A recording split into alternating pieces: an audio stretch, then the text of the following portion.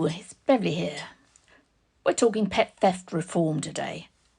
Why? Well, if after watching this you don't agree we need it, well, I don't know what more I can say. Right. Current law was created a long time ago when dogs were working dogs. It's changed now, they're unemployed, they're part of our family, and totally priceless. Pet theft is growing. Many people don't get a crime reference number, and those that do, crimes are rarely solved or investigating, making it a very attractive crime to criminals. But it's one of the family. It's insult to injury when no one takes it seriously. Stealing pets, high reward, low risk. They extort money. They pretend to have found a dog first, and then, the Theft Act. It's all about the purchase price. How much would it cost to replace? But value and price, they're different, aren't they? You can't replace one of the family. Pets shouldn't be lumped in with laptops and phones, which can be replaced. And we have got track record on this. Lucy's Law, Finn's Law. We liked the politicians when they listened to us. So could they do it again, please? Pretty please. So what do we want the MPs to do? Simple. Make pet theft a specific offence. They did it for scrap metal, bicycles and even mushrooms. Deterrence worked. Well, when they made scrap metal better protected, it went from 62,000 instances to 16,000. And that's an inanimate object. Surely we should be protecting a member of our family. Who would disagree with this? It's not like the criminals are going to be lobbying their MPs.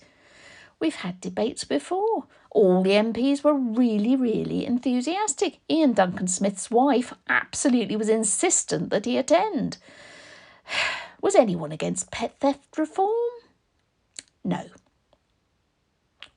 But at the very end, the minister stood up and said, George Eustace MP said we didn't need reform, that emotional attachment was already covered. John Cooper nearly had a heart attack. Well, no one's told the judges.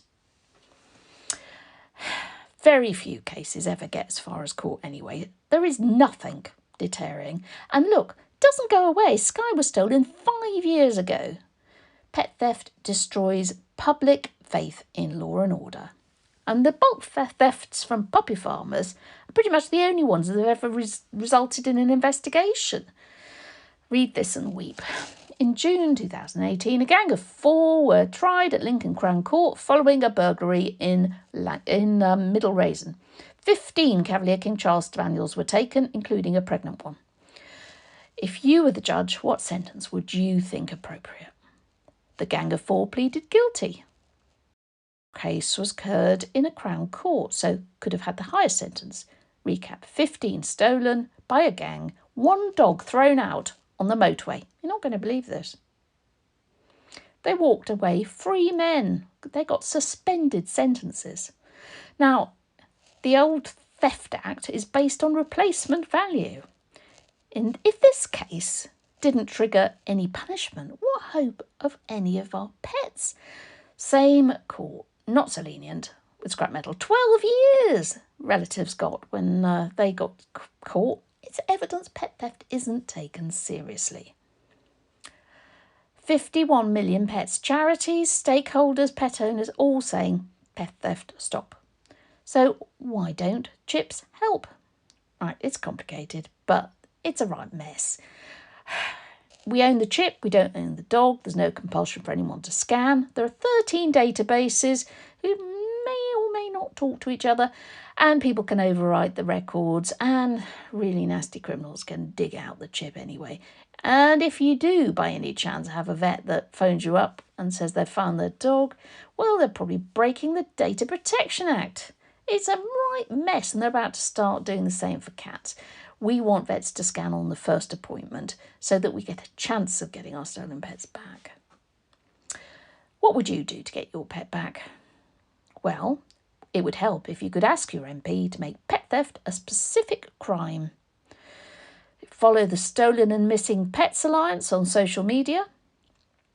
Join dogloss.co.uk, help others and share posters. Let's show the MPs this issue matters and we won't ever give up.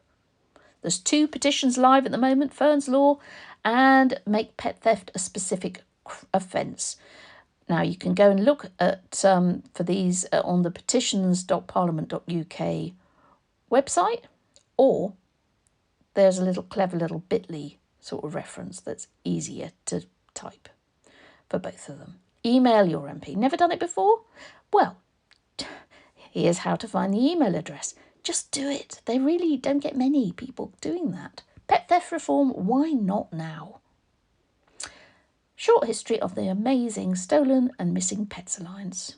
Debbie Matthews started this 14 years ago. Here she is with Pepper, a mini schnauzer.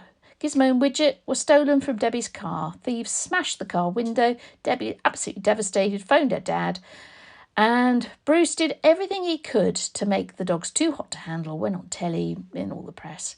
But they were lucky they got it back. But not everyone's got a famous dad, so they started Vets Get Scanning. But Bruce, very proud of his daughter, never saw pet theft reform in his lifetime. So Debbie launched the Stolen and Missing Pets Alliance September 2014. Dog Loss is involved and lots of brilliant people. Dr. Daniel Allen is a patron. He's done lots of statistical work on looking at pet theft. That's me, and that's lovely Oscar, who sadly has died. I've been doing stuff with Direct Line for 5 years, 6 years, I think, trying to raise the profile of this. Legal advisor, Professor John Cooper, the man behind the Hunting Act. Yeah, he's got time to sort this out, even though he's already sorting everything else out. Pet theft reform, why not now? Well, why not? Together we can make all pets safer. Please share this, all get involved.